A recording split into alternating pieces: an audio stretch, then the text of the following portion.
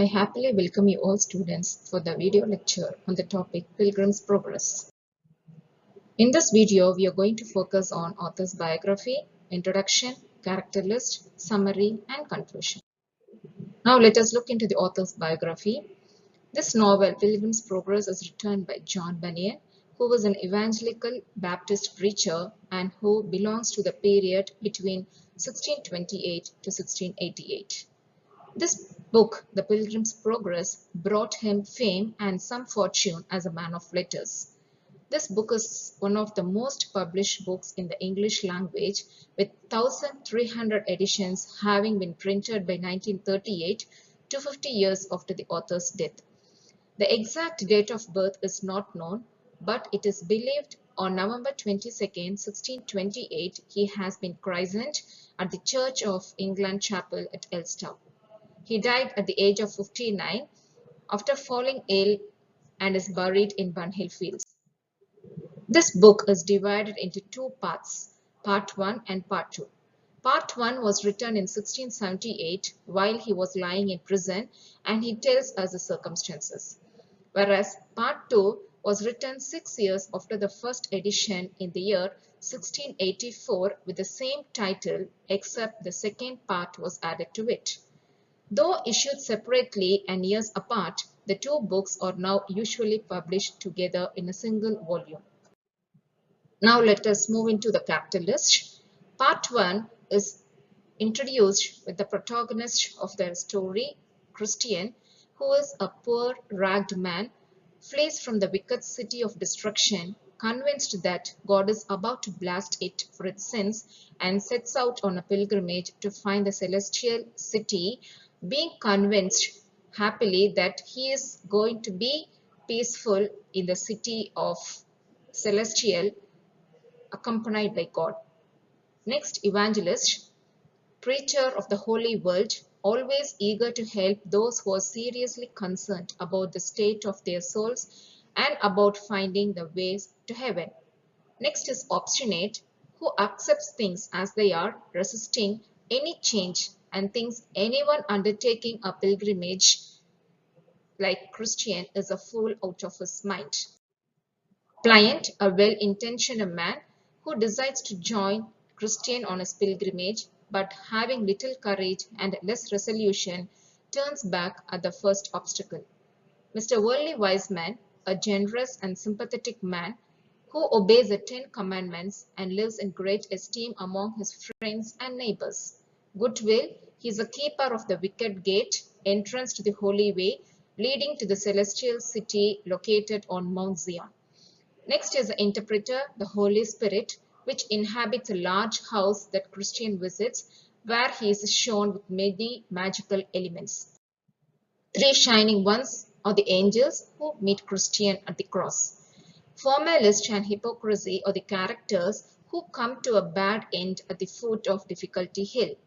Next, we are getting introduced to the virgins named Discretion, Prudence, Piety, and Charity, who are in charge of the Palace Beautiful, where Christian rests for several days and is shown the rarities of the place.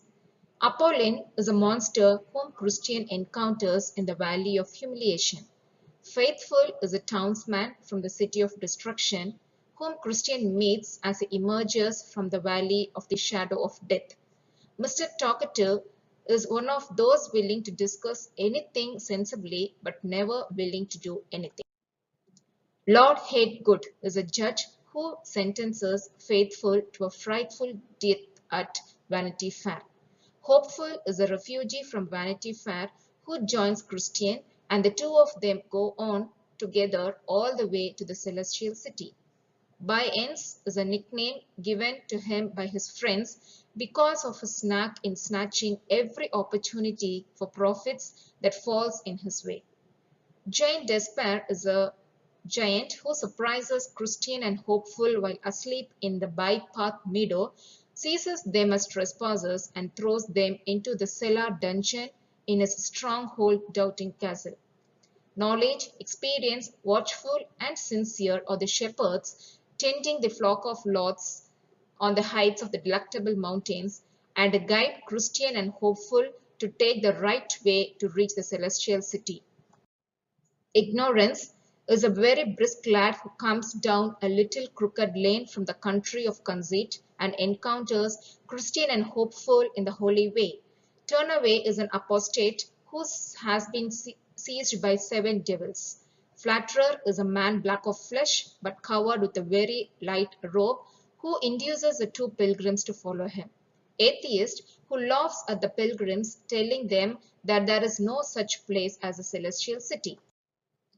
Next, we are introducing to the character list in part 2, where first character we meet is Christiana, that is Christian's wife, who regrets that she did not go with her husband in the first place, decides to follow him to the celestial city, taking along her family, Matthew, James, Samuel, and Joseph.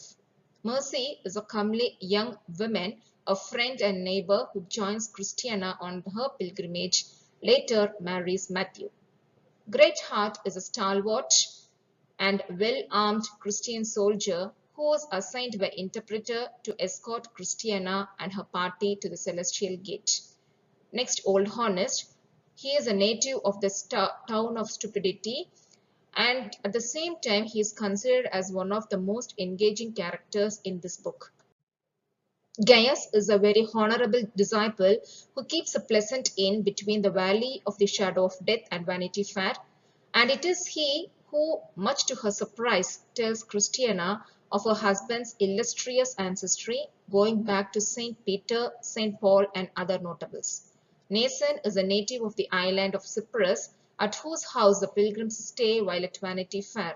His daughters, Grace and Martha, are married to Christiana's unwedded sons, Samuel and Joseph.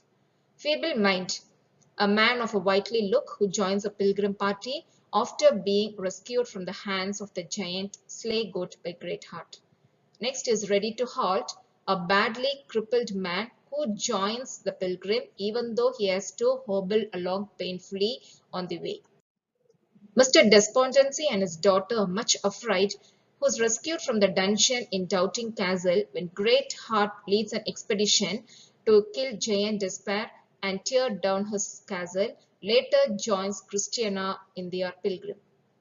Valiant for Truth is another Christian sword bearer and great giant killer who carries and mightily wields a right Jerusalem blade, talks a lot too.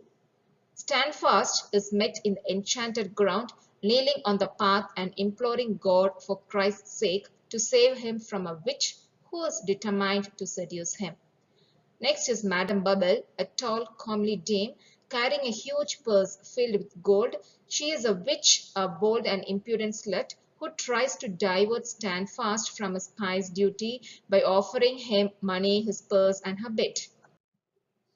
Next, we are going to look into the summary of part 1. The Pilgrim's Progress tells of Christian's pilgrimage from his home to the celestial city and of his experiences and adventures on his journey. The author, Bunyan, defends the story he is about to tell, which he is framed as a dream. He explains that he fell asleep in the wilderness and dreamed of a man named Christian who was tormented by spiritual anguish. Christian had a book, the Bible, in his hand, and the other side he has a bag which is weight of worldly cares and concerns on his back. By the guidance of the Bible, Christian wants to leave his hometown, the city of destruction. A spiritual guide named Evangelist visits Christian and urges him to leave his hometown, the city of destruction, to the celestial city. He is the one who claims that salvation can only be found in the celestial city, which is known as Mount Zion. His wife, children, and neighbors all refuse to go with him except his friend Pliable. But even Pliable, that is, he thinks that on their way they falls into a bog called the Slough of Despond, but was saved.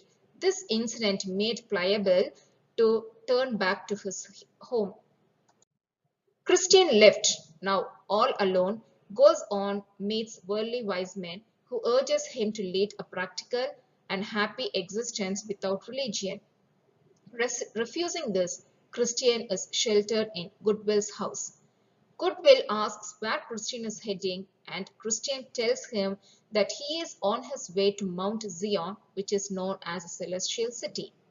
Then he continues the journey through many adventures. On his way, Christian meets the monster Apollyon, who is a symbol of devil and who tries to kill him. Christian is armed and he strikes Apollyon with a sword. Next, he meets Faithful, a traveler from his hometown. Faithful and Christian are now joined by a third pilgrim, Talkative, whom Christian spurns. Evangelist arrives and warns Faithful and Christian about the wicked town of Vanity, which they will soon enter. Evangelist foretells what is going to happen in future, that either Christian or Faithful will die in vanity. But not listening to Evangelist, the two of them, that is Christian and Faithful, enter Vanity and visits its most famous fair. They resist temptation and are mocked by the religious. Eventually, the citizens of Vanity imprison Christian and Faithful for mocking their local religion. Faithful defends himself at his trial, but he is executed, rising to heaven after death. Whereas Christian is remanded to prison but later escapes and continues his journey. Another fellow pilgrim named Hopeful befriends Christian on his way. They crossed so many places like Lucca, Bypath, Meadow, Doubting Castle, the Delectable Mountains, and faced so many dangers. At last, Christian and Hopeful gleefully approach the land of Beulah. The land of Beulah is a celestial city which is located in the country of Beulah on the border of heaven, and so the shining ones could be seen walking there. The landscape teemed with flowers and fruits, and the travelers feel refreshed. To reach the gate into the city, they must first cross a river without a bridge. Earlier, Christian was very much afraid, but Hopeful was not. Christian nearly drowns, but Hopeful reminds him of Christ's love, and Christian emerges safely from the water. Thus, they reach the other end of the river. They lose the body and are transfigured. The residents of the celestial city joyously welcome the two pilgrims. Next, entering into the part 2 summary, it begins with Christian's wife Christiana's, who is having a conversion experience which includes a divine dream and a messenger from heaven. She, along with her 4 sons and her pious young neighbor Mercy, sets out on a pilgrimage following in Christian's steps. Mercy is almost not let through the wicket gate, but Christiana intercedes on her behalf and the pilgrims set out. At the interpreter's house, they meet a guide, Mr. Greatheart, who leads them on their journey. The pilgrims arrive at the beautiful palace where they stay and study for quite some time. In the meantime, Matthew gets sick from eating the devil's fruit, but he soon recovers. Devil's fruit, of course, you all know it is an apple, according to the Bible. So Greatheart is there to protect them. They pass through the valley of humiliation and the valley of the shadow of death without incident. At the end of the valley, Greatheart slays the mole, a giant. The pilgrims meet Honesty along the road and he joins their band. Tired Christiana wishes for an inn and the one appears over there. The pilgrims stay with Gaius, the innkeeper, for quite some time. Matthew and Mercy get married and do as to James and Gaius' daughter. Gaius is a kind and educated man and a gracious host. After leaving Gaius' place with their new traveling companions, Greatheart slays another giant, rescues Feeble-Mind, and the pilgrims arrive in Vanity. They stay with one of the few good men in town, Mr. Nason, and set off again without incident. Greatheart and the other men slay Giant Despair when they come to the bypath and they rescue his prisoner, Mr. Despondency. Soon they reach the Delectable Mountains where the shepherds prepare them for the final stage of their journey. They cross into Beulah and prepare to cross the river. Christiana is summoned first, followed by the rest of the men they picked up along the way. They triumphantly at last entered into the city of Zion, and the boys Christian and Christiana's sons, they decide to stay behind to grow the church on the celestial city. To conclude with this, According to John Bunyan, he says that Christians, it means that they must accept Christ as a savior and live according to the Gospels. If they do these things, they are rewarded after they die with eternal life in heaven, or as Bunyan calls it is otherwise celestial city. With this, the story ends up. Thank you all for your patience listening.